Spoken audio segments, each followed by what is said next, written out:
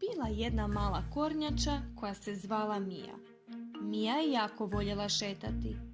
Svako jutro bi ustala i otišla obići svoje prijatelje. Prvo je došla do prijateljice, gusjenice Lare. Ona je odmarala na velikom listu.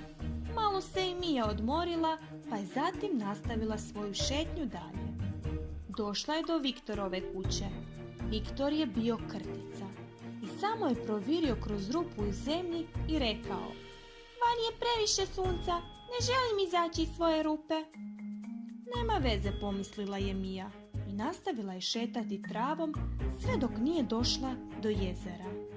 Tamo je vidjela dvije žabice kako veselo plivaju u vodi i zatim im se pridružila. Mija je dobro plivala, kornjače vole vodu i u njoj lagano mogu pronaći hranu.